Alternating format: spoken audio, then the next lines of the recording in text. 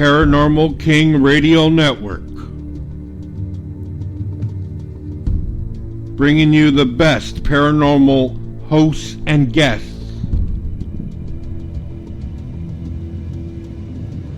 Bringing you the best paranormal shows and features.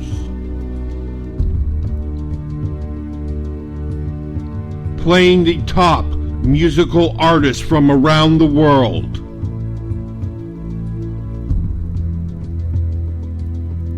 Paranormal King Radio Network.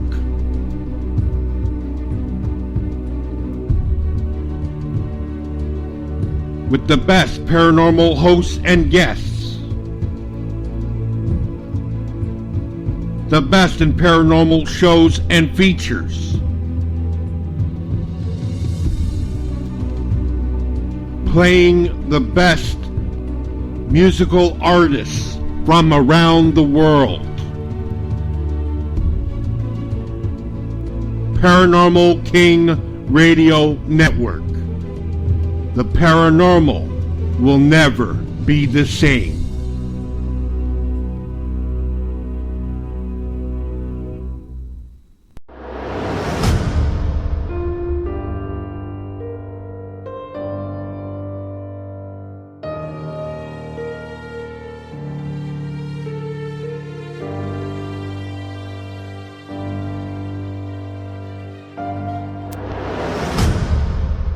There are things in this world of the paranormal that we do not understand, but we try to explain it through methods of science, magic, religion, and historical accounts. What we present to you now is Haunted Salem's Beyond the Grave, where the dead educate the living.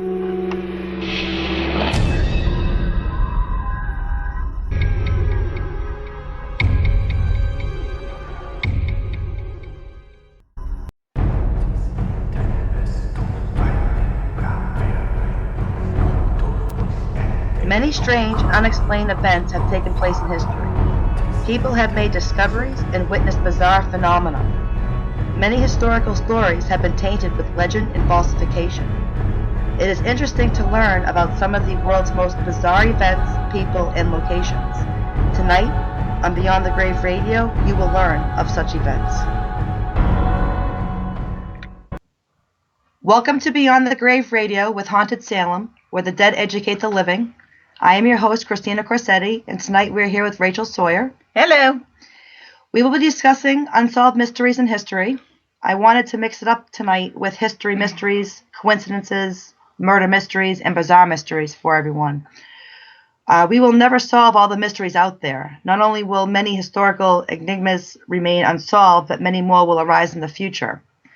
As any history buff knows, the past is full of crazy stories and larger-than-life figures who helped pave the way to our modern world.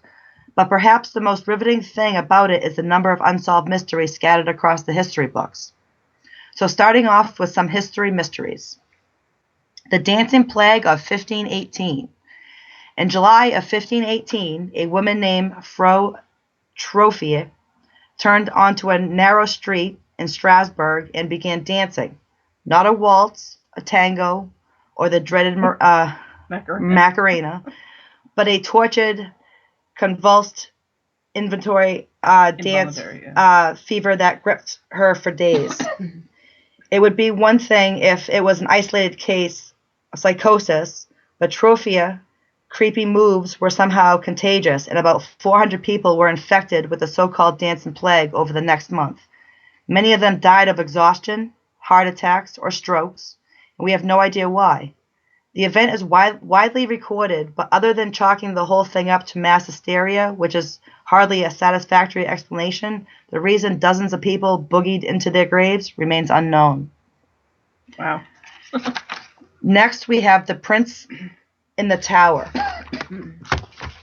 Many new revelations about the revived king had resulted from the find, but it still doesn't settle the question of what happened to Richard's two nephews, Edward V of England and Richard of Shrewsbury.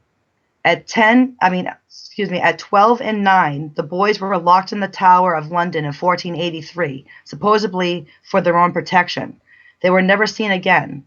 While there's no direct evidence that they were murdered, it's certainly the obvious conclusion. Richard III is the prime suspect, but he's far from the only candidate, as there were plenty of people in the boys' lives with motive. Poor little kids didn't have a chance. The eerie Paul Delaroche portrait of them perfectly captures their haunting disappearance. Now, you know the portrait I'm talking about. Oh, yeah. With the two boys there sitting on the bed. Yeah. Alrighty. And now we have the Tarim mummies. During an excavation beneath the Tarim Basin in western China, archaeologists were surprised to discover more than 100 mummified corpses that dated back 2,000 years. But a college professor named Victor Mayer was downright stupefied when he came skull to skull with some of the blonde-haired and long-nosed Tarim mummies after they were dug up and put on display at a museum. So in 1993, Mayer returned to collect DNA samples from the mummies. Test results ultimately validated his hunch that the bodies were of European genetic stock, while ancient Chinese texts from as early as the first millennium BC describe groups of east-dwelling Caucasian people. There's no mention of how or why they ended up there. That's bizarre. That's really screwy. Yeah. All right, and now we have the bog bodies. Even CSI's best efforts wouldn't go very far in solving the mystery of the bog bodies. Hundreds of these ancient corpses have been discovered buried around the northern wetlands of Europe. Researchers who inspected the remains have reported telltale signs of torture and medieval foul play. Such gruesome clues have some suspecting that the dead were victims of ritual sacrifice. Ooh, you got a good one. The Babushka Lady. We all know the JFK and the Babushka Lady photos. In the films and photo recordings, the 1963 assassination of John F. Kennedy, an unknown woman can be seen in the crowd standing near the Kennedy limousine. She is seen wearing a brown coat and a scarf on her head, which gave her the nickname the Babushka Lady. In certain moments of the film, this woman seems to be holding a camera up to her eyes.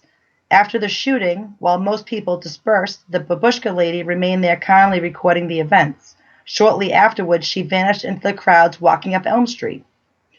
What makes the case even more bizarre is that although the FBI, through the press, asked this woman to produce her film, she never appeared. In 1970, a woman named Beverly Oliver claimed to be the Babushka Lady, but her story had many gaps and inaccuracies, and she is largely considered to be a con artist. Nobody knows who the woman with the babushka scarf was or why she never delivered what she had recorded with her camera. The next mystery in history, we have the Mary Celeste. What became of the crew and passengers of this British-American brigantine remains one of the greatest unsolved mysteries of the sea. The name has since become synonymous worldwide with derelict ghost ships. The Mary Celeste was found drifting 400 miles east of the Azores by the crew of another cargo-carrying vessel, the De Gradia, on December 5th, 1872. The leader of the boarding party told a British Board of Inquiry at Gibraltar he found the ship was a thoroughly wet mess, with possessions left behind and the lifeboats missing. No trace of Captain Benjamin Spooner Briggs, his wife and their young daughter, or the 7 experienced crew members have ever been found. Theories have been put forward by writers such as Arthur Conan Doyle to explain what happened to them. Rachel, what have we got next? All right, we have the Devil's Footprints. On the early morning of the February 9th, 1855, people in towns across southern Devon awoke to find a single line of hoof-like marks in the deep snow, as if it had been branded with a hot iron. The Times said the marks were found over a distance of 40 miles on both sides of the X, as if some strange and mysterious animal endowed with the power of ubiquity had created them during the night. Exclamations ranged from an escaped kangaroo, badgers and mice, to a balloon trailing a horseshoe-shaped grappling rope. Interesting. Superstitious people prefer to believe that they were the work of the devil himself. In its summary, the popular theories at the time, a writer in the Illustrated London News said no satisfactory solution had been found, and no known animal could have traversed this extent of country in one night. Neither does any known animal walk in a line of single footprints, not even a man. Weird. No, that would creep the me devil's out. footprints. I think isn't that up in Maine? I'm pretty sure that's up in Maine. Very local. If that's the case, Hey, we should, someone could go look for it a up. road trip. That'd be cool. Yeah. Bring it on.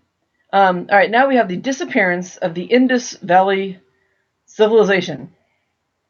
With a culture that stretched from western India to Afghanistan and a population numbering over 5 million, the ancient Indus Valley people, India's oldest known civilization, were an impressive and apparently sanitary Bronze-aged bunch.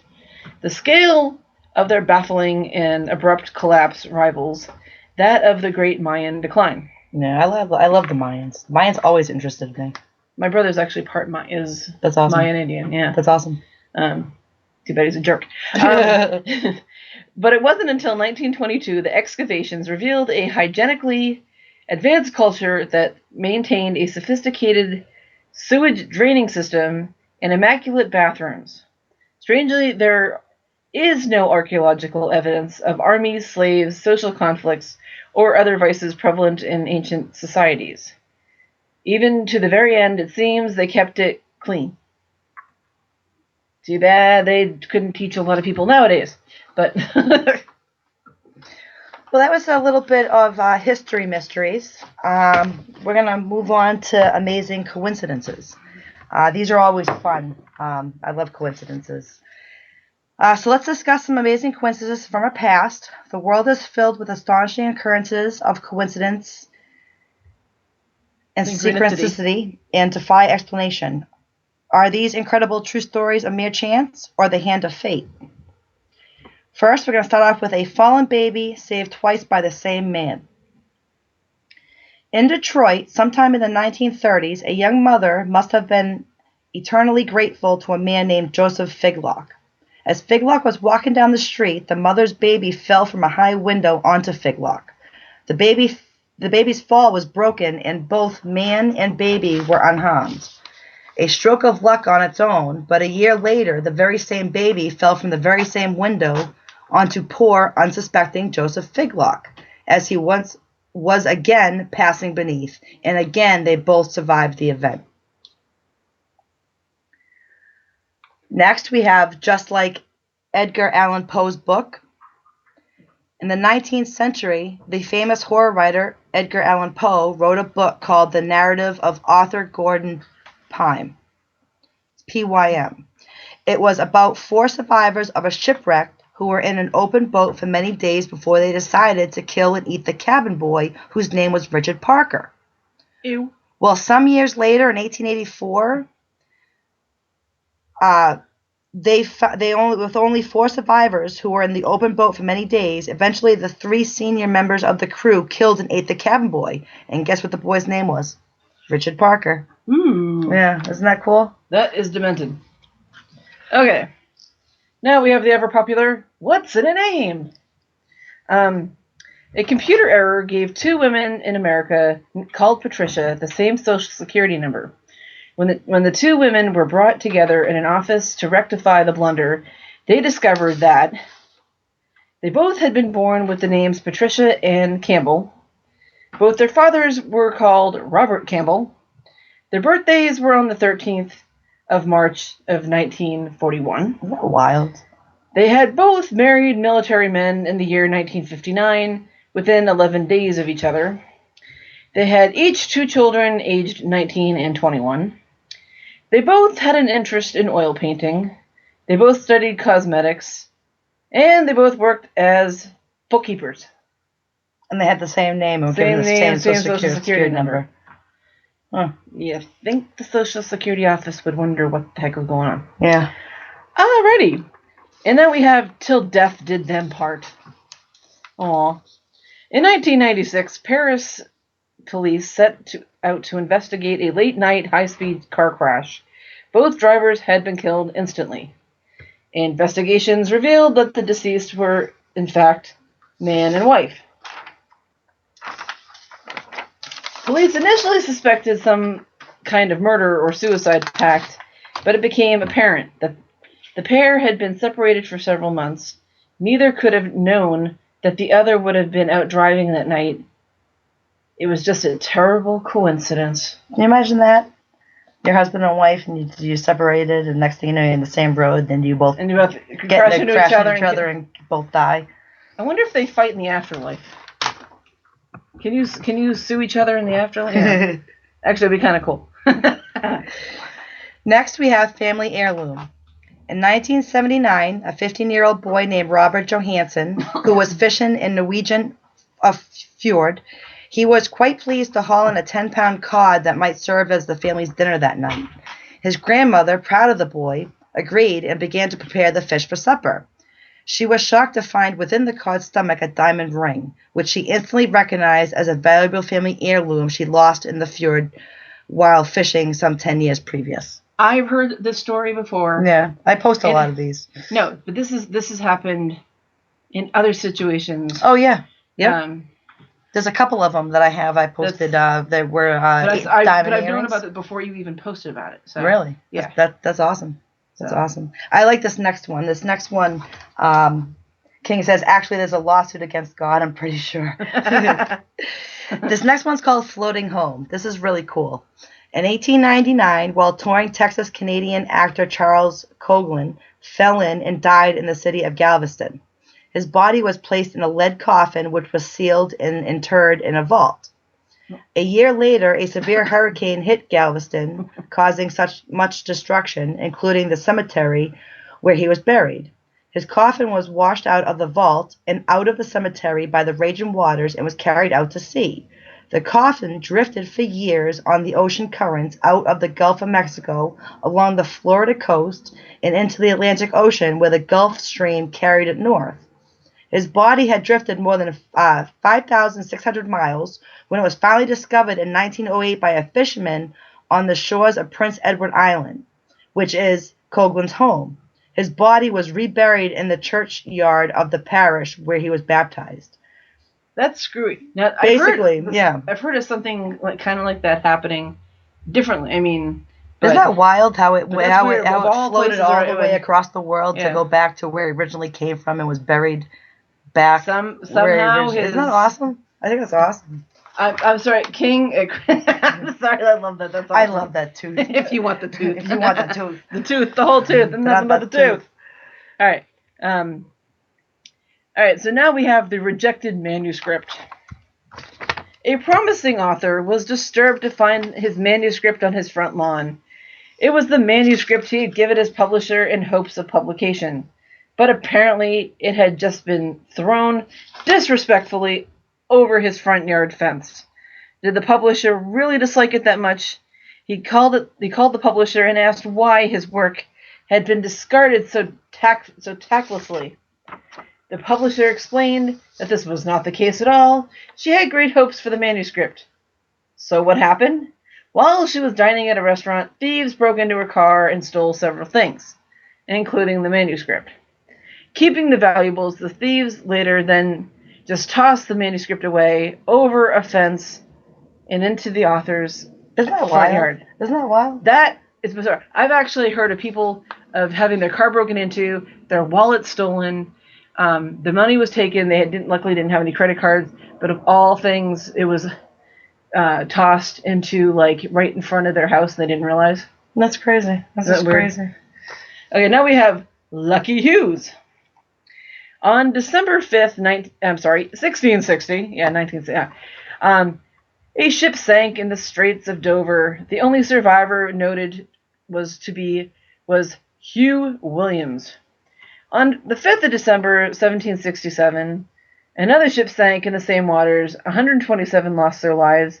The only survivor was noted to be Hugh Williams. On August 8th, 1820, a picnic boat capsized on the Thames. There was one survivor. I wonder who? Hugh Williams. On the 10th of July, 1940, a British trawler was destroyed by a German mine. Only 2 men survived, 1 man and his nephew, and lo and behold, their names were... Both of them, huh? Hugh Williams! Isn't that wild? That's crazy. I would really hate to be in that family. It's not. No, it's not. It's not. It's not the family. It's 1660. It just so happened to be a guy named Hugh Williams in 1767. You got the 2 guys. Yeah, oh, yeah, at the end. I mean, really, yeah. It's like, why couldn't you come up with something else? To name his kid. Yeah. Is that what you mean? Yeah. Well, that's not even his kid. It's his nephew. Oh, his nephew. Uncle and, yeah. Oh, okay, I get you. Oh, all right. Well, next we have Booth and Lincoln. It's in an interesting coincidence, Edwin Booth saved Abraham Lincoln's son, Robert, from serious injury or even death. The incident occurred on a train platform in Jersey City, New Jersey. The exact date of the incident is uncertain, but is believed to have taken place in 1865, shortly before Edwin's brother, John Wilkes Booth, assassinated President Lincoln. Lincoln was waiting on a narrow, crowded platform for a train in Jersey City, New Jersey, when he lost his footing and fell beneath the slowly moving carriage of the departing train. Pulled to the safety before any harm befell him, he turned to thank his rescuer and was surprised to see it was the well-known actor Edwin Booth, the brother of John Wilkes. And what could only be considered one of the most remarkable coincidences in history, the son of a president was rescued by the brother of that president's assassin. Wow. That's wild. Apparently, it's been noted that Edwin Booth actually lived in Manchester. Really? Yeah. Whether or not that's true, but apparently there's been stories that he was very embarrassed after what his brother did. Really? He was really embarrassed. So. Okay, well, we have Johann Wolfgang von Goethe double. That's a tongue twister. Johann Wolfgang von Goethe, an 18th century German poet, was riding on the road to Drusenheim. Riding towards him was someone who looked exactly like him, but wearing a gray suit trimmed in gold. Well, 8 years later, von Goethe was again traveling on the same road, but in the opposite direction. You like that, huh? And then he realized he was wearing the very gray suit trimmed in gold that he had seen his double wearing 8 years earlier. That one goes back to the 1800s. No. You are now entering the Twilight Zone. All right, now we have the crossword puzzle gives away D-Day invasion code words. This, I believe, is actually in history, some history books. Absolutely. That you do not learn in school, boys and girls. Well, the history books are wrong, though. Oh, totally. Don't get me started with that. Okay, and what has to be one of the biggest long shots in history, in May of 1944, retired schoolteacher Leonard Dawes, who had been compiling the daily crossword puzzle for London's Daily Telegraph newspaper for over 20 years, put together a series of puzzles that somehow managed to include the names of 2 of the landing beaches, Utah and Omaha, along with several other super secret code words like Overlord, Mulberry, and Juno. Nobody outside the General Eisenhower's staff was supposed to know. Assuming Dawes was a German agent, they instantly interrogated the man, only to release him a short time later once they had become convinced the words were entirely randomly chosen. While the chances of inadvertently using one of the code words is not remarkable, Dawes' puzzles contained no fewer than 5 code words, all over the course of 2 weeks. The odds for such a thing happening has to be considered close to a 1 in a billion, but I'll leave that for the mathematicians to figure out. Supposedly there was something that had to do, I guess history was supposedly to have repeated itself during, right after 9/11. Oh, wow. Yeah. But no one knows that but me. Sorry. Okay, now we have the deaths of President Jefferson and Adams. Okay, let's see. Though both men turned out to be bitter political rivals later in their careers, Jefferson was Adams' vice president until he went on to beat his own boss in the election of 1800. He was a poor sport. The two men did share their love for country, and that wasn't music either. As such, both men were instrumental, no pun intended, in drafting the Declaration of Independence, which, as everyone knows, was first signed on July 4th, 1776. What most people don't know, however, is that both men were also to die on the same day, July 4th, 1826, exactly 50 years to the day the document was first ratified. How's that for timing? Only 50 years later, huh? Yeah. Wow. Yeah. Sheesh.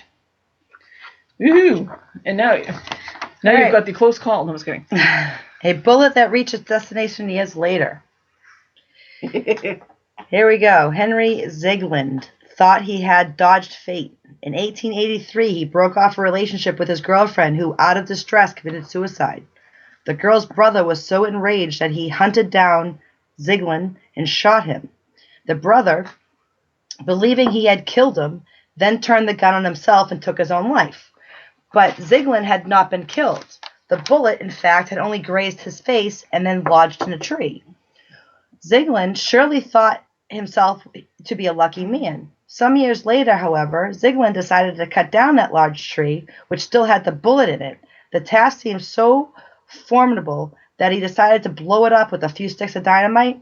The explosion propelled the bullet into Ziegland's head and killed him. Can you imagine that? I'm sorry, and history repeated itself when I hate to say this, I'm not, I really feel sorry for the guy's family, but the guy who put the cement block on his head and then, hey, let's light a firework off. Oh my God, I just learned about that. That's the main. And he worked for Disney. He worked for Disney. Did he really? He was a Disney. Can you imagine doing that? He played Gaston. I couldn't imagine. And the weird, when you hear something very strange, what? He supposedly stopped working a few years ago. So how come when Constanza and I were at Disney last year, we saw him? Really? Working the same character that he supposedly was not working anymore. Wow, that's wild, huh? Because my daughter recognized him in the picture, and wow, how's that for a weird coincidence? Well, may he rest in peace. Because that's nothing pretty what he did. Well, neither is this guy. Yeah. Tom says the bullet really had his name on it. Yes, it did. In both cases. You wanna? All right. Next, we have poker player. In 1858, Robert Fallon was shot dead, an act of vengeance by those to whom he was playing poker. Fallon, they claimed, had won the $600 pot through cheating. With Fallon's seat empty and none of the other players willing to take the now unlucky $600, they found a new player to take his spot and staked him with a dead man's $600. By the time the police had arrived to investigate the killing, the new player had turned the $600 to $2,200 in winnings. The police demanded the original $600 to pass on to Fallon's next of kin, only discovered that the new player turned out to be Fallon's son, who had not seen his father in 7 years. You put this one. Did you put this one on? I put a lot of them on. Okay. Yeah. Because I remember reading this, but then there was. I'm having the weirdest case of deja vu right now because I've seen this story on. It was not the Sci-Fi. It was some demented channel. Who knows what the heck about this? Hey everyone. Just welcoming our buddy Will and hey, Mel. Will. Chat. Thank you for making it, you guys. All right, so next we're going to start off with some mysteries, murder mysteries. Some mysteries will haunt us for all time. The finest investigative minds have fallen short of the impenetrable search for the truth. So we have first the Circleville letter writer mystery. Ooh. In 1976, several Circleville residents were receiving strange letters detailing personal information about their lives. Bus driver Mary Gillespie was accused of suddenly non-existent affair with a school official. The writer then turned violent and carried out the murder of Mary's husband, Ron Gillespie, on August 19th in 1977. Although police claim that he died in an accident, in 1983, Mary was harassed along her bus route and she later found a booby trap designed to kill her. Her own brother-in-law, Paul Fresauer, was accused of the crime and indicted on circumstantial evidence. Proclaiming his innocence, Fresauer went to prison, even as he himself received letters determined to keep him there. Even though he was in solitary confinement, letters kept arriving. In May of 1994, Paul was paroled and continued to maintain his innocence. However, the authors of the letters have never been revealed. I was just trying to Google where the heck is Circleville. It says, where is Circleville, Ohio? Where is Circleville, Utah? West Virginia, New York. Wow. There's more, huh? Oh, that's bizarre. That really is screwy. Alrighty. We have the strange case of the double initial murders. And on January 10th, 1977, 5'2" Roxanne Bogusch was found dead, dumped near Fairfax, California. After receiving an anonymous phone call, the police drove to the road where the tipster's car had stalled and found the petite, freckled, red-headed buried face down underneath some desert brush. Pantyhose were wrapped around her neck and her feet were bound. Police concluded she had been dead for less than a day. At first, the police looked for the most obvious solution, as Bogusch had been suspected of working as a prostitute, although her family denied any knowledge of that. Wow, that's a real strange thing, huh? It's like have you watched SVU lately? Sorry. Police looked carefully and closely at a man who was alleged to have been a pimp in the area, who was accused of assault by a woman who had claimed to have worked with Bogusch.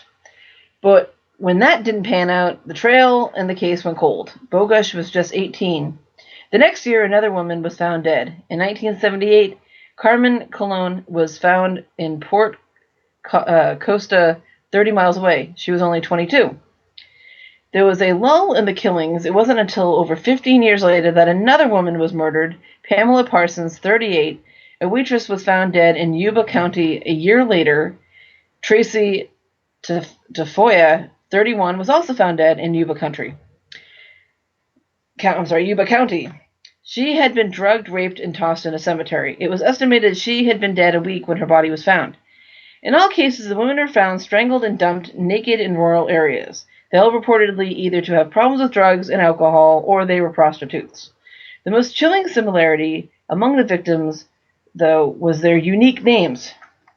All four women who were killed had alliterative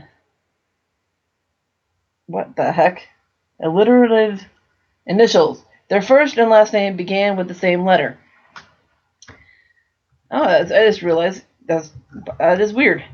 This detail further piqued the interest of investigators, because a few years earlier, another string of murders had occurred in Rochester, New York, and those victims had also the same first letters and of the first and last name. Those murders had been dubbed the double initial killings, or the alphabet murderers. All right, we're going to take our first break right now. So we will see you after our break.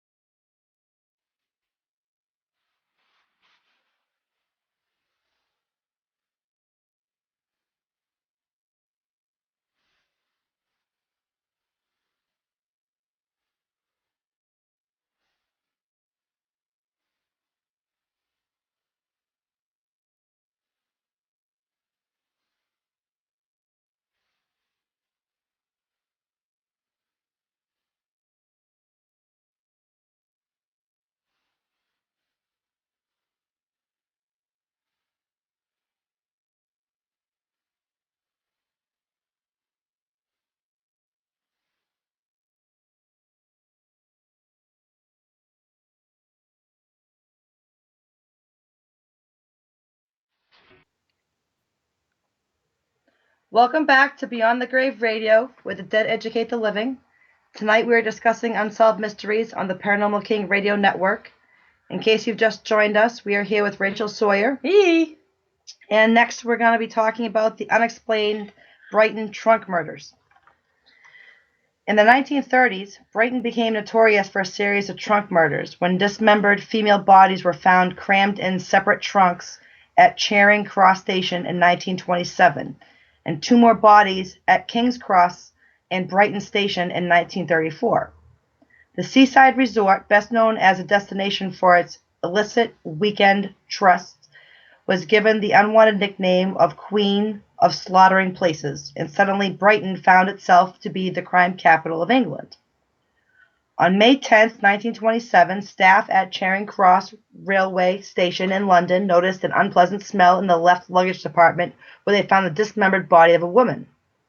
Concerned by a foul smell in the cloakroom, he discovered it was coming from a locked trunk. Sir Bernard Spilsbury,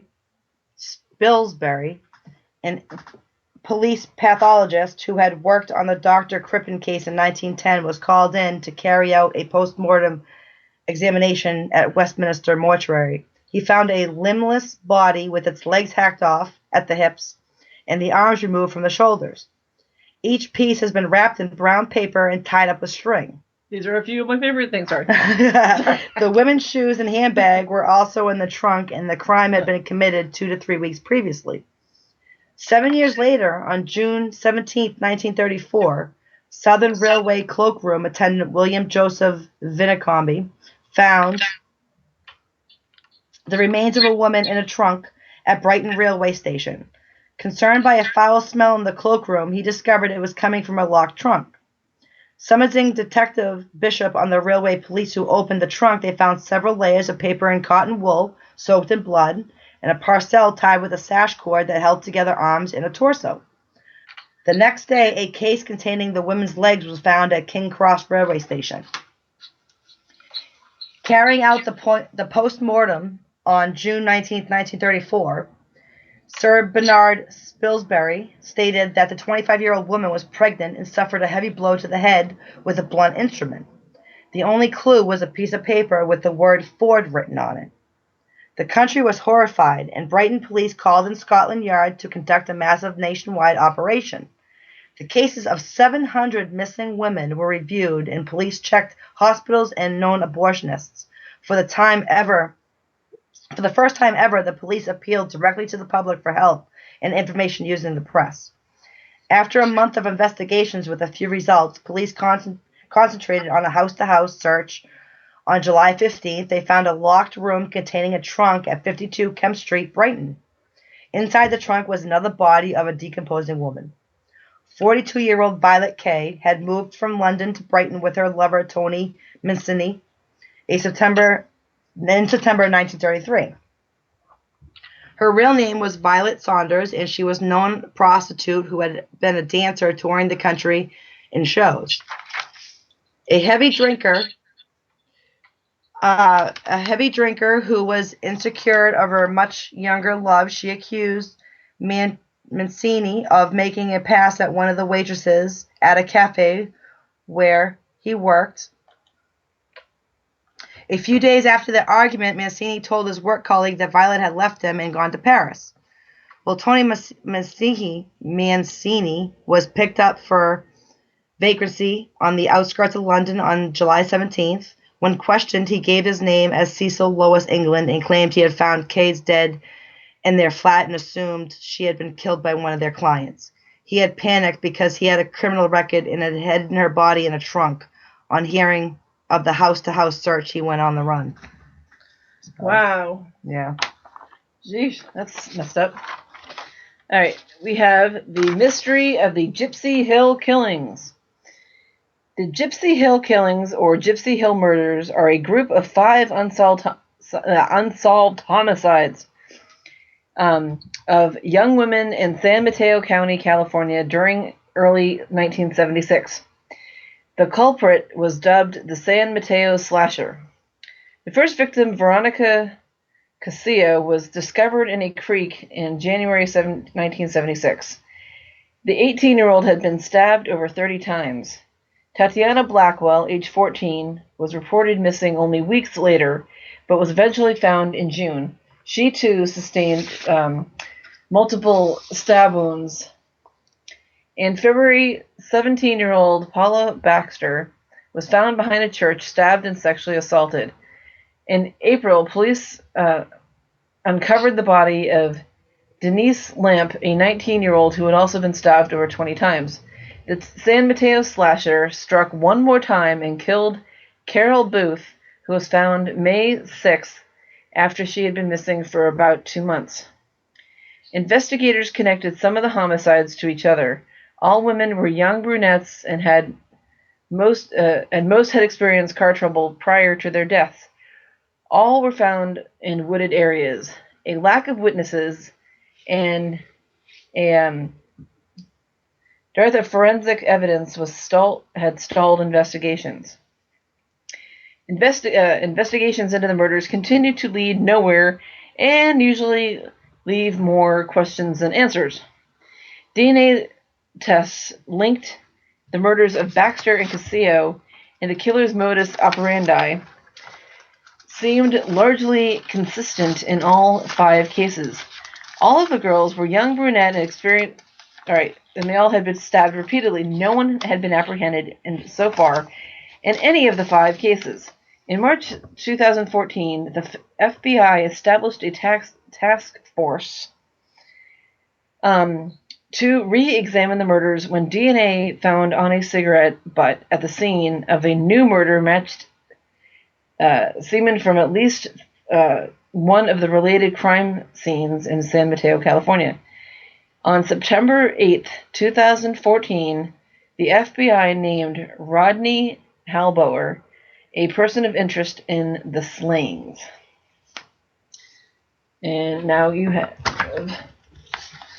All right, we have this case again, the Elisa Lam case, the mysterious case of Elisa Lam.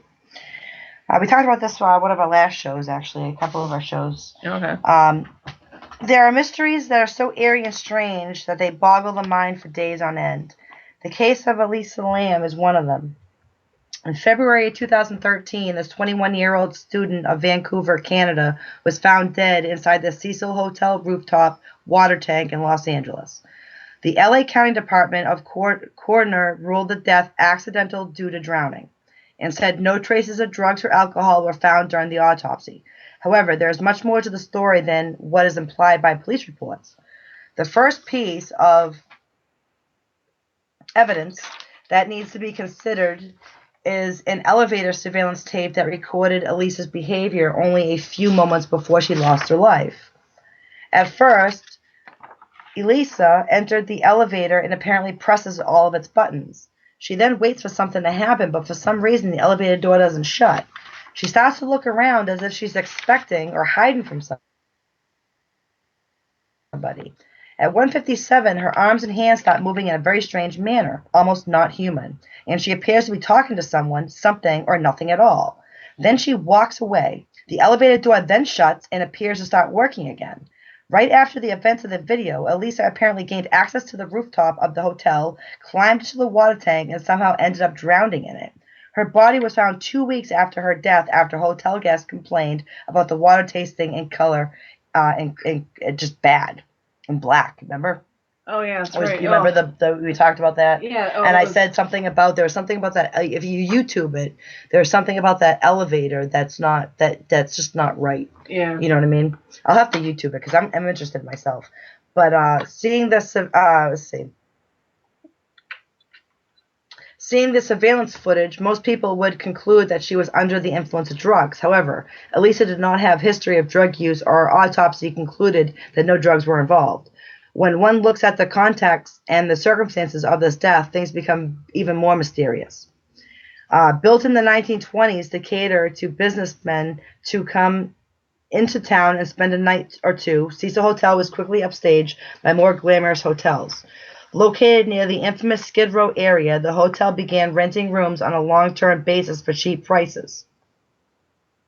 Well, the hotel's reputation quickly went from shifty to morbid when it became notorious for numerous suicides and murders, as well as the lodging famous serial killers. Shortly after the discovery of Elisa Lam's body, a deadly outbreak of tuberculosis occurred in Skid Row, near Cecil Hotel. You probably won't believe the name of the test kit used in these kind of situations. It's Lam Elisa. That is a hardcore synchronicity.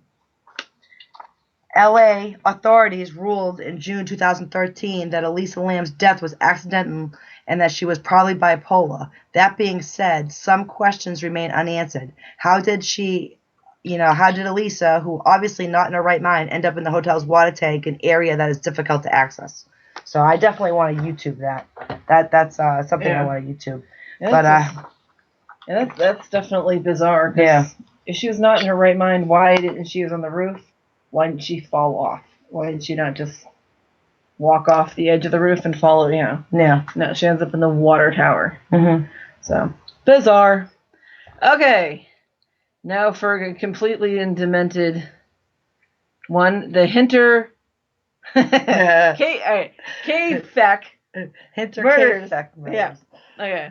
I have to read that word slow. Hinter K-Feck. The Hinter K-Feck murders will definitely make you start checking the house before you go to bed. On March 31st, 1922, 6 inhabitants of the Hinter K-Feck farm were brutally murdered. It was the Gruber family. Andreas and his wife, Kazelia, their widowed daughter, Victoria, and her children, Kazelia, age 7, and Joseph, age 2. The maid, Maria Baumgartner, was also murdered. A few days before the murder, Andreas discovered footprints in the snow leading from the woods to the house. There were none leading back. The family began to hear footsteps coming from the attic, and Andreas found an unfamiliar newspaper on the property. He never reported anything to the police. Stupid. No one really knows what happened that day. It's suspected that each family member was lured to the barn one by one, where they were all killed with a mattock. Okay. Joseph. What's the matter? I don't know. Joseph was killed in the house. I'm reading what you wrote, so for all I know, it's Thanks, probably Rachel. supposed to be mallet. well, hey, it sounds pretty funky anyway. So who knows? It could be a real I'm thing. reading what you wrote. Thanks a lot. Trust me. Only you could come up with the Hinter, right? Hinter K-Feck. Okay. Let's see. Joseph was killed in the house where he was sleeping on a cot in his mother's room. Maria was killed in her bedchambers. Their bodies weren't discovered for 4 days. The theories that followed were all horrifying. One theory was that the killer was Victoria's husband, who was believed to have been killed during World War I, but his body was never found. According to his deployment timeline, there is no way he could have been Joseph's father, but that could have led to some bad blood between him and the Grubers. Another was that it was a poltergeist. Yeah, okay. A maid had quit 6 months before the murders, claiming the farm was haunted. Maria, the new maid, had only arrived on the farm hours before her death. Poor fool. One thing was for sure, the killer had been in the house for days. The police even suspected that they continued to live there afterward. Neighbors said that they saw smoke rising from the chimneys and the cattle had been kept fed. A dog, a small Pomeranian who had also previously been an indoor dog, was chained outside. The autopsies were performed in the barn. It was revealed that Kazelia had been left alive for several hours after the killer presumably thought she was dead. She had violently torn out handfuls of her hair. Okay. It gets even weirder after the autopsies. The corpses were beheaded and sent to the clairvoyants to read them. You are dead. There you go. The skulls were lost during World War II and never returned to Wadehofer, where the victims had been laid to rest. You love my words, don't you? I don't know. This story is just one of the most weird. Yeah. Oh, that's all I can come up with is weird. But it's unsolved. I hate the fact that I've got that sense of humor that's like really sick and twisted because their heads were, Right. What is it? I mean, how I'm just like with the whole clairvoyant reading their head. It's like, yes, you are dead. There you go. And their heads were never found. And they became property of the U.S. soccer team. I'm sorry. It would have been one of those days. Wait. What do we have next? All right, we have Mystery of the Sarah Joe. Yeah, you get the normal one. Thanks. I do that on purpose. No. I know you do. I know. She does. I do not. On February 19th, 1979, 5 men on the Hawaiian island of Maui, Benjamin Kalama, Ralph, here we go, Malakini, Scott Mormon, Patrick Woosner, and Peter Hanchett, went on a fishing trip on a vessel called the Sarah Joe. The boat and its crew all vanished after a terrible storm hit the area. It would seem obvious that the 5 men probably got lost at sea and drowned, but things got really weird in 1988 when pieces of the Sarah Joe were found on an island over 2,000 miles away. An unmarked shallow grave was also found on the island where the remains of Scott Mormon was buried under a pile of rocks. However, no trace of the other 4 men was found, so if they were the ones who buried him, what happened to them afterwards? And if they didn't bury him, then who did?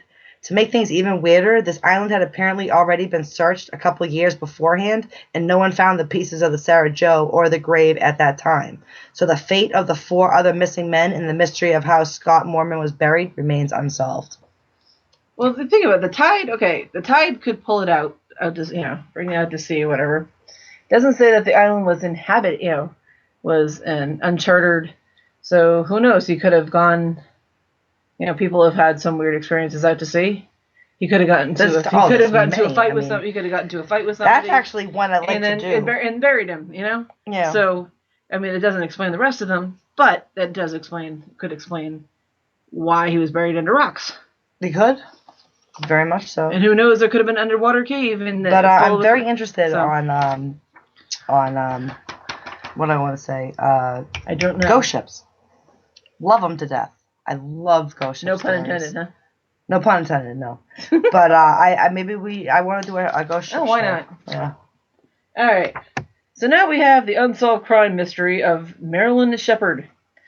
Marilyn Sheppard was the wife of osteopathic physician Dr. Sam Sheppard, a prominent Cleveland area doctor who was convicted in the 1954 murder of his pregnant spouse. Dr. Sheppard claimed he was asleep on the couch on the lower level of the house when he was awakened by his wife's screams. Ran upstairs to help her only to be hit from behind by a man he subsequently described as bushy-haired. 1954, bushy-haired. Oh, I don't know. All right. He chased the man out the door. And let's see what happened after that. What happened after that? All right. Out the door and across the lawn before being knocked unconscious on the shores of a nearby lake. When the police arrived, they were immediately suspicious of Sam Sheppard's story, noting that the house looked ransacked in a contrived manner. He was arrested and led through a carnivalesque trial, much like that of O.J. Simpson years later. He was never mind. Okay. He was eventually found guilty of his wife's murder, but released after it was declared his trial had been unfair in 1964. Sheppard's family was always convinced of his innocence, particularly, I can say that word, his son Samuel Reese Sheppard, who later sued the state for wrongful imprisonment, which he lost. Even though Sheppard was granted his freedom, the damage to his life had been done. While in prison, both of his parents died of natural causes, while his in-laws committed suicide. After his release, he took to drinking heavily and was forced to abandon medicine. In some attempt at a twisted, parodic version of his new life, he even took up pro wrestling. Sorry. Crack yourself up. I'm sorry. For a while, fighting under the name The Killer. His son's life was also a string of PTSD-related flashbacks, low-profile jobs, and failed relationships. Even though DNA evidence found later pointed to another suspect who had been doing repairs on the Sheppard house in the weeks leading up to the murder, many still believe the doctor is responsible. The story is strikingly similar to the plot of the great movie The Fugitive, but creators deny the connection. Aww. Well, that's funny. Is he goes upstairs, finds his wife dead. Yeah. Gets hit in the head. Runs. He runs out the door. And the house looks ransacked. I don't know. Can you say I was trying to escape someone who was trying to kill me? Yeah. The house. You're gonna knock things out of the way. Oh yeah, this is where the legal, because I've studied law. The legal part of me comes into play. Then of course I got the twisted, stand-up comic. Heaven help me. And then I actually don't think he did it. Yeah. Well, next we have the Isdal woman, which is, actually, this is actually on my birthday, November 29th. I was born November 29th, 1970. I wasn't born in 1970, that's for sure. A professor and his daughters were hiking in the Isdalen Valley in Norway when they came across the partially charred remains of a young woman. She was surrounded by a large quantity of sleeping pills and bottles of gasoline. All of the clothing she was wearing had tags removed, and her fingerprints had been sanded off. A dental screening was done, and some of her dental work was done by techniques only found in Latin America. She was eventually traced back to 2 suitcases at the NSB train station in Bergen. Her luggage contained a prescription lotion with the doctor's name removed, a few pieces of broken glass with partial fingerprints, and a 500 German marks, which is about $350 in U.S. money, under the lining of one of the suitcases. They discovered the woman had traveled by train across Europe under 9 different names. Genevieve, Lancia, Claudia, Tjelt, Vera, Skolasnek, Claudia Nielsen, let's see, Alexia Zarna Marquez, Vera Jarl, Vanilla Lork, and Elizabeth Lean Hoywerfer. Well, we get the idea. Well, there were diaries found with her things. All those are all her personalities. I'm sorry. Basically, there were diaries found with her things that contained cryptic notes that the police deciphered were codes listing the places she has been. Witnesses said that she wore wigs as she traveled and spoke several languages such as French, German, English, and Dutch. She stayed at several hotels in Bergen. After checking into each, she would change rooms several times, always requiring a balcony, and would always order porridge with milk for room service. Oh, there he is, Jerry. Hi, Jerry. Jerry! Jerry! Woo! All right. A local man came to police saying that 5 days prior to the body's discovery, he came across a very elegant woman while hiking. He noted that she wasn't dressed for being outdoors, much less on a remote hiking trail, and that her face was distorted with fear. He claimed that she attempted to mouth something to him, but was followed closely by 2 large men in black coats. The men waited 32 years to come public with the story, stating that when he contacted the police, the officer who answered told him, "Forget her, she was dispatched, the case will never be solved." Who was the Isdal woman? Was she some sort of international spy? An innocent woman who knew too much? A battered wife on the run? I guess we'll never know. That is really screwy. It is. I got to admit, the names are pretty cool. I got to remember these. All right, we have the... Oh, jeez. Okay. The Dyaltov Pass Incident. On February 2nd, 1959, 9 ski hikers died under very mysterious circumstances. This was in Soviet Russia, mountain... Okay. This was in Russia. Here is the breakdown of the condition the bodies were found in. The first bodies were found frozen solid near a river, nearly a mile from camp. Next to a river were the remnants of a long burnt-out fire about 350 yards of the body of Igor Dyatlov was found. Nearby, the remains of... This is Russian, right? Yes. So that's where, yeah. Oh, sorry. Sorry. Da. Yeah, da. I speak very little Russian. I know yes, no, goodbye, and grandmother. That's it. The remains of Rustam... Slobodin. I just want to call him Slob, sorry. I'm going to be haunted tonight. And Zena... Why can't they have normal names, man? All right, and Zena. That's what we're going to call her. Okay, call her Zena. Zena Kolmogorova, whatever the heck. We're found 200 yards. Yeah. Kolmogorova. That's a good one. Kolmogorova. You guys caught it right there, don't you? Yeah, that's wild.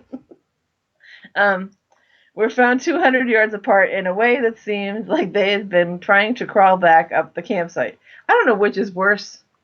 Of me the last time getting all tongue-tied and me just I tried to figure out trying to read these stinking names, man. This story is very interesting. They actually made a movie about this, and I researched it the other day.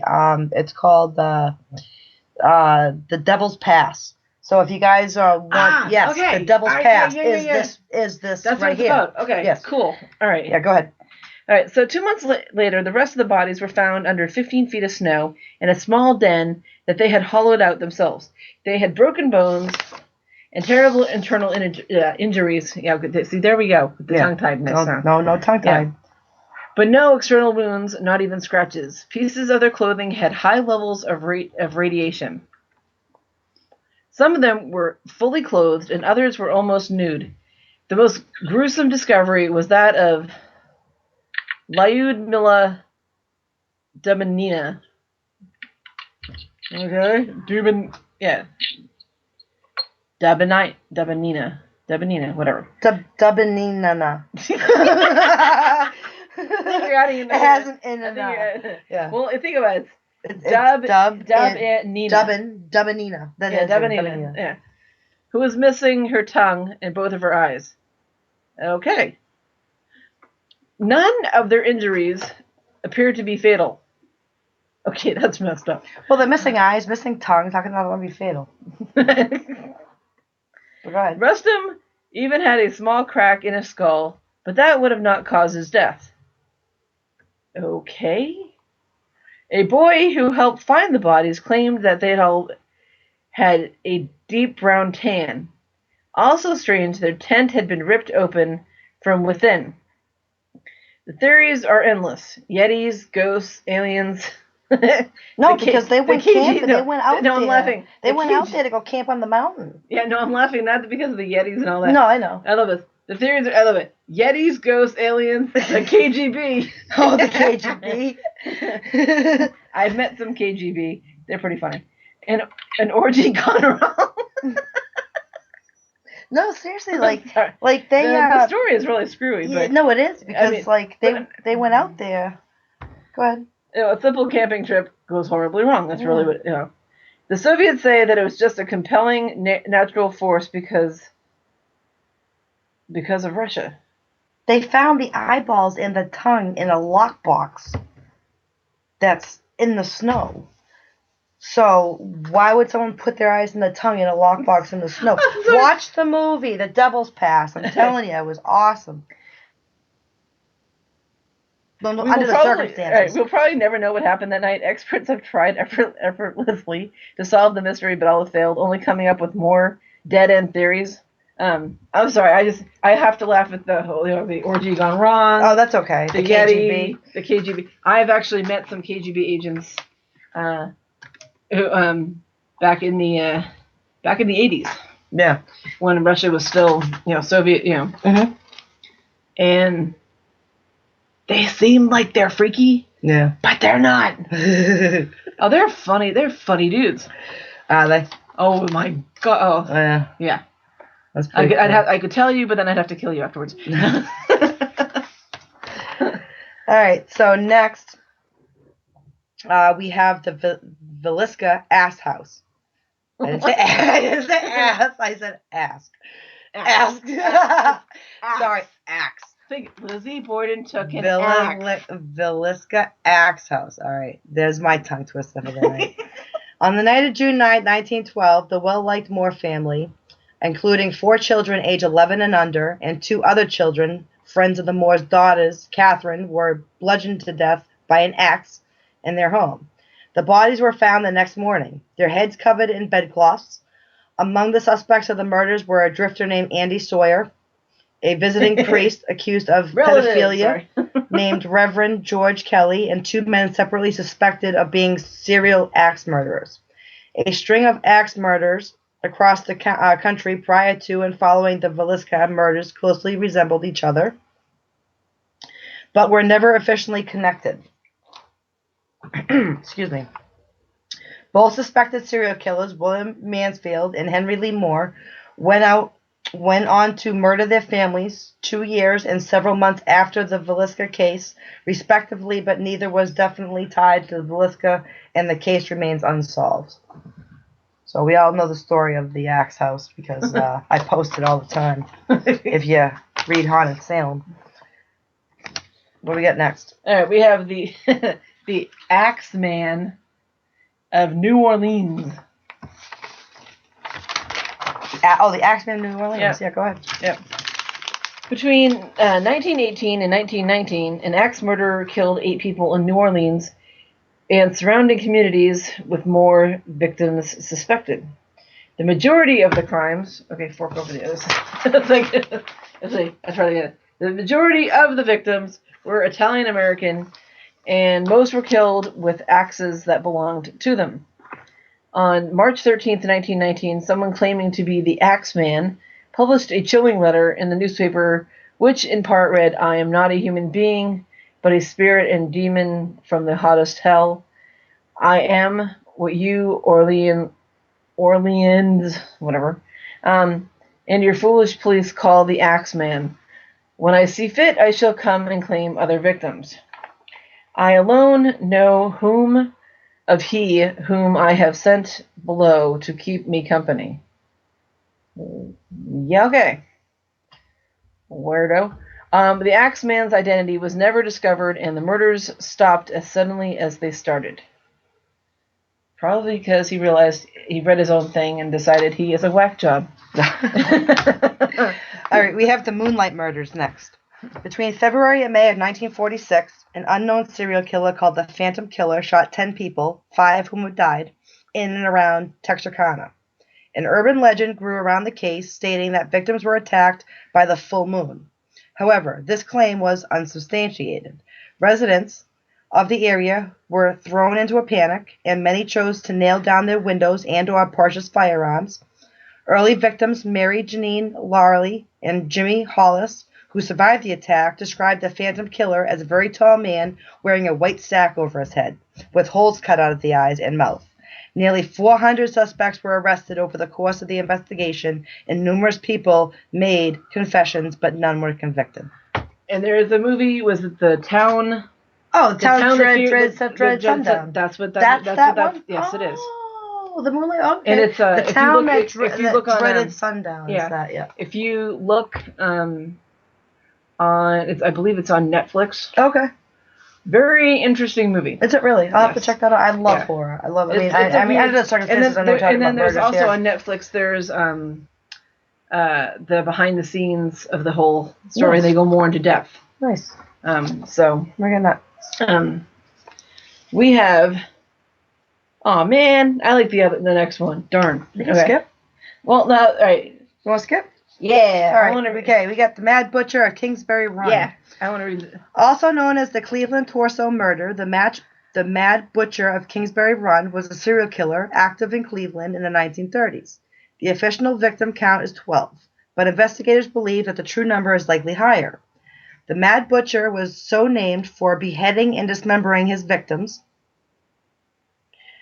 and sometimes castrating his male victims. Many of the victims were not found for many months, upwards to a year. After their murders, some were never identified as their heads were never found. Some suspected that there was more than one Mad Butcher, but the case still remains unsolved. alcohol. So See, this is what I wanted to read. this is for you, Ted. This is one of my favorite. I don't know why, but he was behind the scenes of this is weird. Jack the Ripper. Jack the Ripper is the name given to a serial killer active in poor London communities in 1888. There are 5 canonical murders with strong ties to Jack the Ripper, though 11 murders overall have been variously tied to the same figure. The killer's MO was to slash his victims, mostly female workers, throats and viciously mutilate the rest of their bodies, occasionally removing some of the organs. The precision with which organ removal was done led to believe that Jack the Ripper was had some medical background. Several letters were said to have been from Jack himself, publicized around the time of the murders, including one that appointed the name Jack the Ripper, although one was said to later have been a hoax.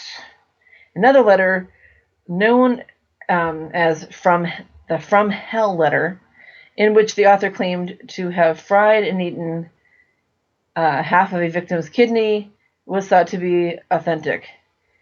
Delivered with the letter was a small piece of human kidney in a box. Nice. And fava beans. I'm sorry. With a nice Chianti on the side. No, I'm sorry. Sorry, I had to add that. There are over. Is that what you get? Yeah. There are over 100 people named as suspects, but none were convicted. And he was supposedly actually from royalty. So, Ted, I got a question for you. You said he's a sick man. Do you think Jack the Ripper is sicker than H.H. Holmes? Kind of curious on that one. Because H.H. Holmes, what's his name? What the H.H.? Yeah, I actually read it the other day. I can't remember at the moment. I can't remember. If anyone's seen the movie From Hell, I actually never seen that movie. Oh my god, it is actually one of the it's supposedly one of the most accurate.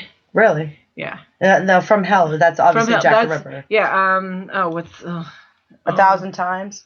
What the heck? 1,000 times. You think Jack the Ripper is more sick man than H.H. Holmes? I get you. Yeah, I'm trying to remember who the heck played Jack the Ripper in the movie. I cannot remember. Dang it. I don't know. I didn't see the movie. But why don't you think about it over our next break? So cool. We're going to take our next break, listen to some Metallica. We'll see you after the break.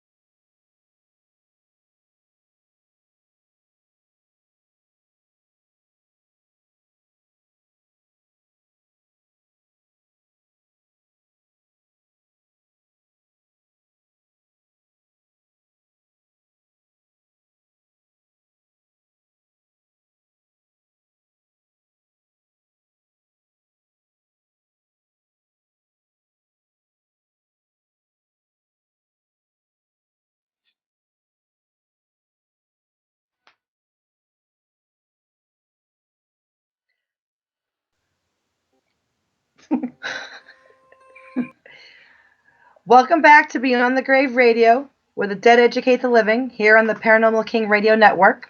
We're discussing all sorts of unsolved mysteries tonight. And in our last section, we have bizarre mysteries. The bizarre, the unusual, the amazing, and the unexplained. These strange subjects continue to fascinate us, don't they? Well, we have James Warson mystery. On September 3rd, 1873, a man named James Warson had accepted a challenge to race in record time from the town of Leamington to the town of Coventry. Coventry, a 20-mile trek. He had been boosting of his foot skills, and then he asked to prove them, so with sporting good spirits, he set about to do just that. Two friends, Hammerson Burns and Barham Wise, followed behind in a horse-drawn gig. Burns brought along his camera. Warson was never out of their sight and would often turn around while running to exchange some friendly words with the two riders. Running in the middle of the road, Warson suddenly appeared to stumble and pitch forward, having time enough for only one short, piercing scream. Wise later said it was the most ghastly sound either of us have ever heard. But as Warson pitched forward with that terrible cry, instead of falling on the ground as he appeared to be about to have done, he completely and totally vanished in mid-fall, before ever striking the ground. The road itself told the story, and Wise took the pictures to prove it. There, in the soft dirt, were Warson's footprints. They led down the middle of the road, looked at as if the runner stumbled, and then they disappeared. A search was called, and the locals scoured the area for James. The bloodhounds used in the search were strangely reluctant to approach the spot where Warson disappeared. He was never seen or heard from again. Now that's wild. That is weird. That is weird. That is, that is awesome. As the writer, that is That's awesome. awesome. I want to see these pictures. I know. I know. What I somewhere. gotta do is stop putting pictures up in chat. They've got to be somewhere. It's only my 8th show, everybody. So I'm getting there. We're getting there. Only, yeah. We have the mystery man from Torrid. It's July 1954, and a hot day. A man arrives at Tokyo Airport in Japan. He's of Caucasian appearance and conventional looking, but the officials are suspicious. On checking his passport, they see that he hails from a country called Torrid. The passport looks genuine except for the fact that there is no such country as Torrid. The man is interrogated and asked to point out where his country supposedly exists on a map. He immediately points his fingers towards the Principality of Andorra and becomes angry and confused. He's never heard of Andorra and can't understand why his homeland of Torrid isn't there. According to him, it should have been, for it had existed for more than 1,000 years. Custom officials found him in possession of money from several different European currencies. His passport had been stamped by many airports around the globe, including previous visits to Tokyo. Baffled, they took him to a local hotel and placed him in a room with 2 guards outside until they could get to the bottom of the mystery. The company he claimed to have worked for had no knowledge of him, although he had copious amounts of documentation to prove his point.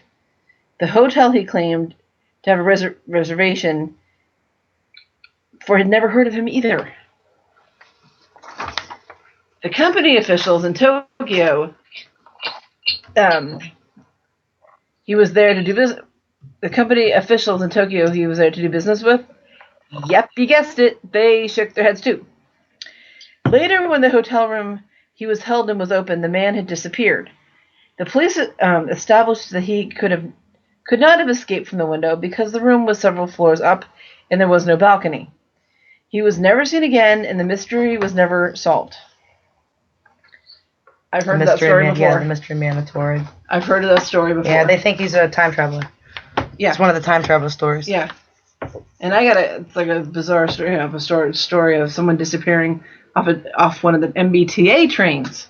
Oh yeah, yes. Really? So many people saw him. We all saw him get on the train. He went into the bathroom and disappeared. We told the official, one of the people working on the train, they opened and they knocked. No one opened the bathroom. You mean your own personal experience? My own personal experience. Oh, that's I was awesome. there, and about 20 people saw this guy get on. Yeah. Police stopped it in the middle of the, Wow. middle here of Beverly, and it's gotta be somewhere they go. I mean, and you know what I mean? He disappeared. I mean, he was gone, and I was on my way to a wedding. Oh wow, that's crazy. Yeah. All right, next we have the Great Hose Mystery of 1955. What? The Great Hose Mystery. The Great Hose Mystery. You know about that? I've heard of this, but it's like, and it's really weird. It is. That's the name of it itself. Yeah, the Great Hose Mystery. Yeah. Well, back in 1955, a mysterious phenomenon was reported. Garden hoses started to spontaneously burrow their way into the dirt. It began in the garden of California resident George DePeso. His 12-year-old daughter stuck the nozzle of a hose into the dirt to make the job of watering the garden easier.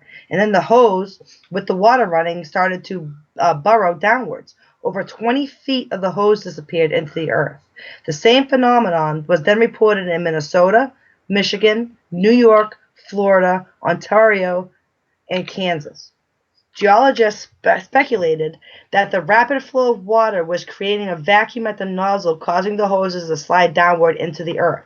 The burrowing could be stopped by turning off the water, but DePeso never did recover the 20 feet of hose lost in the earth. He eventually cut the hose off where it went into the earth, saying, "I couldn't stand it any longer. This thing was getting out of hand. My life has been made a big mess." So is his backyard. Yeah, right? Right? That's weird if the ground, so it buries it. I don't see how turning on the water or putting it into the dirt is going to make it go 20 feet into the earth. No. Not at all. Okay. And now we have, who was Larry the Lost Boy? August 7th, 1973 will remain a day of mystery and possible tragedy. Several people in New Mexico that day, using CB radios, heard the disturbing cries for help from a little boy. They said his name was Larry. He said his name was Larry, and he was trapped in a red and white pickup truck. He was with his father, who thinks he had a heart attack and was dead. He said that they had been on a rabbit hunting trip when his father collapsed on the steering wheel. Larry claimed that the truck had flipped over into a ravine and both doors were jammed and he was unable to escape. The boy's signal faded in and out over the next few days and was also heard in California, Wyoming, and Arizona. In a panic, Larry began to flip between channels, crying for help. Police began a search and rescue team. One helicopter pilot was searching the Manzano Mountains in New Mexico, for Larry says he made contact with a boy calling for help, but he called himself David, not Larry. A family traveling from Missouri was reported missing on August 11th, and they had a son named Larry, but they were eventually found. On August 12th, an Army sergeant claimed to have spoken to the boy for 3 hours, but could not get him to give any more information about himself, phone number, address, etc. No more contact should be made with Larry. It is presumed his battery died. The search was called off on August 13th. The police stated that there was no concrete evidence. They also say that if the boy, if real, may have died sooner than the transmission stopped, and that the subsequent transmissions from different states, some were even heard in Canada, were hoaxes.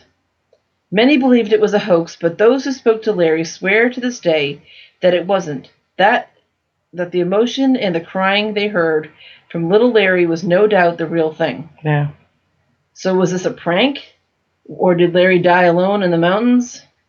And is he still lost to this day? That's crazy. I mean, this is sort of, this kind of ranks up there with the what happened in this past year with the although it was turned out to be a hoax. No, not a hoax. The little kid, who was trapped in the car with the mother. Well, I didn't hear about that. Oh, was it in the car with the mother? But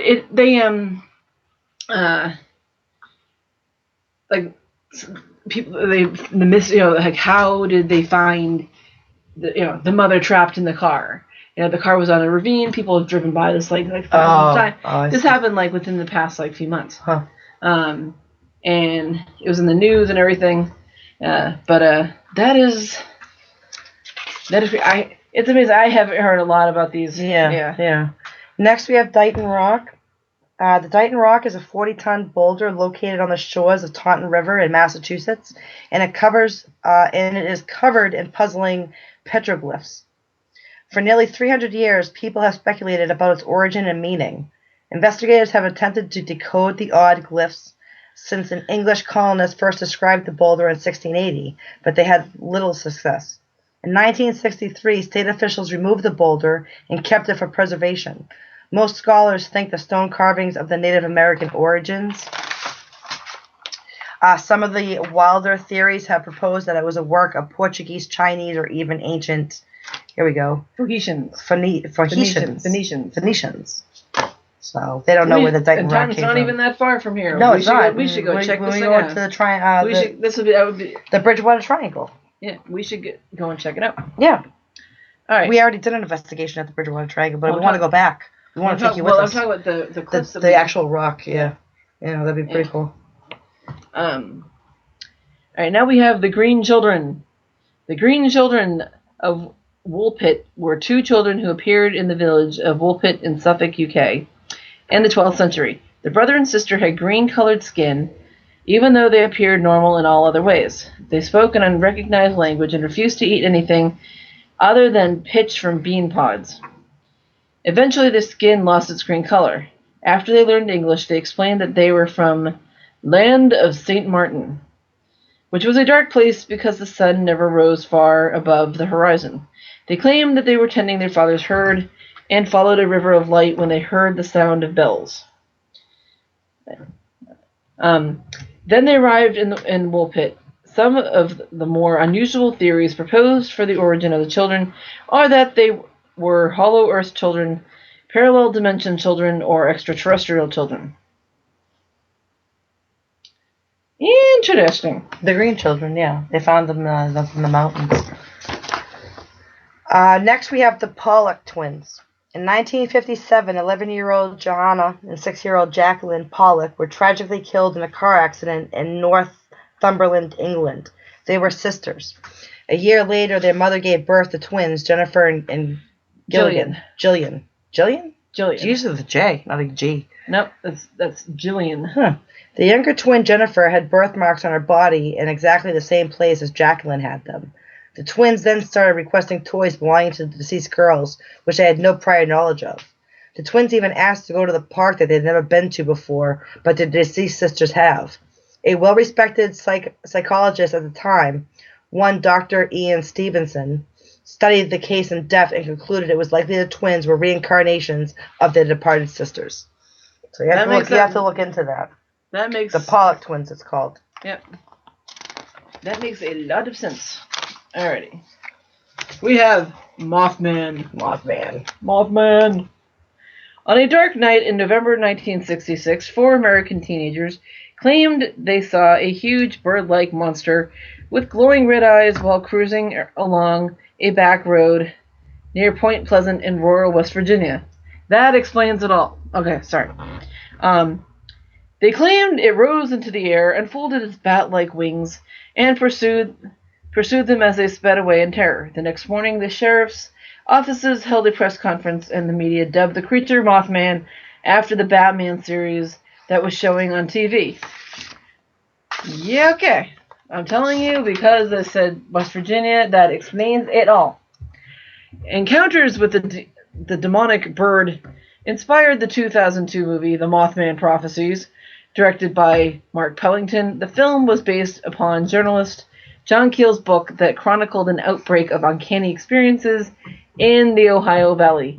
He believed the creature was linked in some mysterious way with the collapse of the Silver Bridge in Point Pleasant in December 1967 that killed 46 people, including some Mothman witnesses. Yeah, I'm telling you, because West Virginia is a weird state. I actually drove to Daytona 500, and I actually slept over in West Virginia, and it was pretty weird. My grandparents lived in Beckley, West Virginia. Yeah. And that was one of the... I don't know what I can say. It was just a very strange... Yeah. Backwards hillbilly. Yeah, no, I hear you. I hear you. It was weird. All right, so next we have the strange case of Rudolph Fentz. 1950, a man with mutton chop sideburns and Victorian-era duds popped up in Times Square. Witnesses said he looked startled, and then a minute later he was hit by a car and killed. The officials at the morgue searched his body and found the following items in his pockets: a copper token for a beer worth 5 cents, bearing the name of a saloon which was unknown even to the older residents of the area, a bill for the care of a horse and the washing of a carriage drawn by a livery stable on Lexington Avenue that was not listed in any address book, about $70 in old banknotes, business card with the name Rudolph Fentz and an address on Fifth Avenue, a letter sent to his address in June 1876 from Philadelphia. None of these objects showed any signs of aging. Captain Hubert V. Rim. What did I say? Rim of the Missing Persons Department of NYPD tried using his information to identify the man. He found that the address on Fifth Avenue was part of a business. Its current owner did not know Rudolph Fentz. Fentz's name was not listed in the address book. His fingerprints were not recorded anywhere, and no one had reported him missing. Rim continued the investigation and finally found a Rudolph Fentz Jr. in a telephone book in 1939. Rim spoke to the residents of the apartment building at the listed address who remembered Fentz and described him as a man about 60 years who had worked nearby. After his retirement, he moved up to an unknown location in 1940. While contacting the bank, Rim was told that Fentz died 5 years before, but his widow was still alive but lived in Florida. Rim contacted her and learned that her husband's father had disappeared in 1876, aged 29. He had left the house for an evening walk and never returned. Well, the facts are, the story was published a number of times in the 70s and 80s as fact, until 2000, after the Spanish magazine Mas Allah published a representation of the event as a factual report. Folklore researcher Chris Abeck investigated the description to check the veracity. His research led to the conclusion that the people and events of the story invented all were fictional, although he could not find the original source. Pastor George Murphy claimed in 2002 that the original source was from either a 1952 Robert Heinlein science fiction anthology entitled Tomorrow, the Stars, or the Collier magazine from September 15, 1951. The true author was the renowned science fiction writer Jack Finley, which I actually did a thing on him because I work hand in hand with the Horror Channel, and I've learned a lot by posting a lot with the Horror Channel. Oh, good. Jack Finley. Finney, sorry. But anyway, in the Fentz episode was part of the short story I'm Scared, which was published in Collier's First. This meant that the fictional character and the source of the story were finally identified, so everyone thought. No copies of the story have ever been found, and Finley died before he could even be questioned. The twist?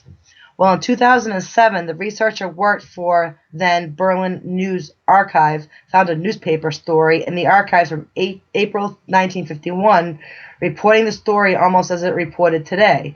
This newspaper archive was printed some 5 months before the short story sourced as the origin. What's even odder, a number of researchers have claimed to have found evidence of the real Rudolph Fentz and proof of his disappearance aged 29 in 1876. Wow. So, here we go. That is funky. All right. Fun cool. Pascagoula's Phantom Barber, 1942. In 1942, after a population boom brought about by the increased manufacturing of warships in the area, the citizens of Pascagoula, Mississippi, were stalked by more than the specter of war, a hair-cutting phantom terrorizing the night. Oh no, it's like he gave them all mohawks. Sorry. Yeah. The man, nicknamed the Phantom Barber by newspapers, worked in the darkness made more profound by the Army's blackout regulations. On Monday or Friday evenings, he slit a window screen to gain access to a house, crept inside, and cut the hair of sleeping occupants, particularly blonde girls. Okay, this is what they probably took the episode of the Brady Bunch. Oh, okay. Especially blonde girls. Okay. He took nothing else from the home except his prize. He began with 2 girls in the convent of Our Lady of Victories, followed by a 6-year-old female child visiting another family. That time he left a clue, the print of a man's barefoot in sand in an unoccupied bed in the room. The police were baffled and offered a $300 reward for information. The public was in a panic. Women refused to go outside at night. I'm sorry, I just think this is hysterical. Men applied for pistol permits. Bloodhounds were brought in to track the bizarre intruder, but the efforts failed. The Phantom Barber continued his hair-cutting incursions. He cut their hair. So, basically he broke into the house and cut their hair. And cut their hair. Yeah. I mean, he didn't, assault them. He didn't do anything. He cut their hair and then left. Yeah. Man, I could have used him a few months ago and had him cut my daughter's hair. At last the Phantom broke his pattern, or so it seemed. A window screen was slit in the home of Mr. and Mrs. Terrell Heidelberg, and the intruder came inside their bedroom. However, rather than cutting hair, this bothers me. He brutally assaulted the couple. Yeah. Mrs. Heidelberg lost her front teeth and was knocked unconscious, while her husband was beaten with a metal bar. Both survived the attack. 2 months later, the police chief announced the arrest of the suspect, William A. Dolan, a chemist, who was charged with attempted murder. A connection between Dolan and the Phantom Barber came with the discovery of human hair allegedly found near his residence. He continued to deny he was the Phantom and convicted of the attack. And while convicted of the attack on the Heidelbergs, he bore a grudge against Terrell's brother, a judge, who was never charged with the Phantom's acts. Since the Phantom Barber was never touched his victims other than their hair, it would seem no meaningful ties exist between Dolan and the Phantom Barber, whose break-ins ended as mysteriously as they began. I think, honestly, with the because of the fact of all the other people that he didn't touch them or anything, that would have been considered a copycat. Okay, I see what you're saying. Because why suddenly would you assault someone when all you've done is cut their hair? Mm-hmm. So I think that's a copycat who had a grudge against them. I get you. Well, next we have the Phantom Whistler. I guess this one, all he does is go in and whistle. The Atlanta, Georgia, just prior to midnight on September 8th, 77-year-old Minnie Winston found what appeared to be blood spattered on her bathroom floor and fetched her 79-year-old husband, William.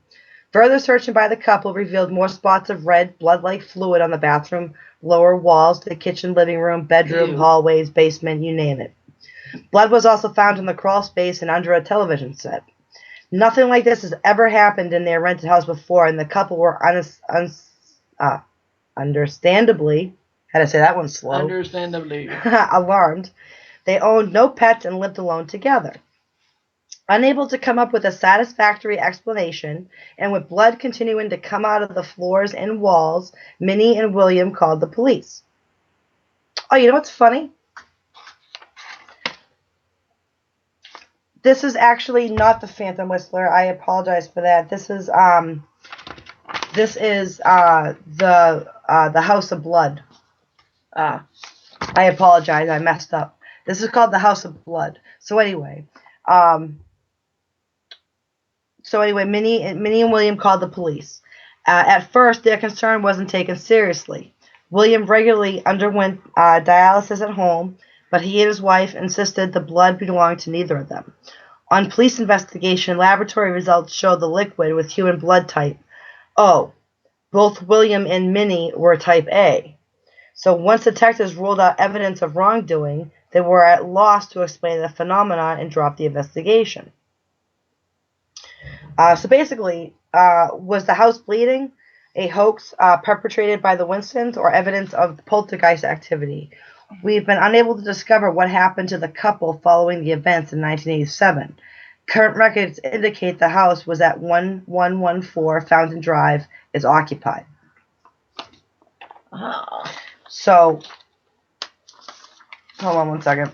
I messed up a little bit. But basically, yeah. Now we do the Phantom Whistler. Now we have the Phantom Whistler. Okay. In February, I just happen to know a lot of the ones I've been reading all happened in February, which is funny because that's the month I was born. Anyways, all right. In February, 18-year-old Jacqueline Cadow of Paradise, Louisiana, began hearing wolf whistles outside her bedroom window at night. The home she shared with her mother was also broken into by an intruder. She reported the incidents to the authorities, but nothing came of it. Night after night, she heard the same whistles until she announced her engagement to State Trooper Herbert Belsom. The whistler changed his tune to a menacing funeral dirge. Around this time, Jacqueline also received telephone threats. The voice on the other end of the call promising to come near her home and stick a knife in her if she went ahead with her marriage. You can sit up, it's okay. Okay, I did. Yeah, no problem. Her sleep continued to be broken by whistling dirges and blood-curdling moans. Newspapers picked up the story, and hundreds of curiosity seekers began driving by the house in the hope of catching a glimpse of the Phantom Whistler or his victim. Jacqueline suffered a collapse when she, her mother, her aunt, and a New Orleans State Items reporter heard the whistler at work. The reporter and Belsom searched the yard but found no one. Investigations by the state police and the sheriff's office turned up nothing. The harassed bride-to-be, her nerves shattered, tried staying with relatives. The whistler soon followed. And when she went to the home of Belsom's parents, the whistler called her mother with the message, "Tell Jackie I know she's at Herbert's house." On October 1st, she and Belsom married. Was the whistler at the wedding as he'd promised? If so, he never spoke up, nor did he carry out his threats. The local sheriff considered the case closed, a hoax by persons he declined to name. Who was the Phantom Whistler, and why did he choose to terrify Jacqueline Cadow? We'll never know.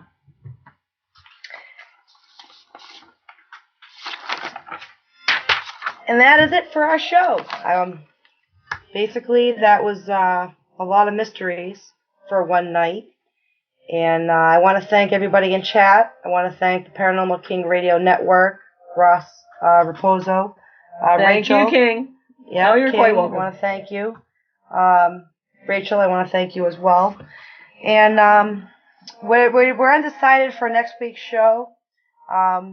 But I will definitely get on it, and we'll figure out a good show for you guys. So I want to wish everyone a great night. I want to thank everyone in chat, Jenny, Kevin, Jerry, King. Thank you all guys. so much. Thanks, King. Yeah, thank you very much. And we will see you next week. Have a good night now. Good night. Bye.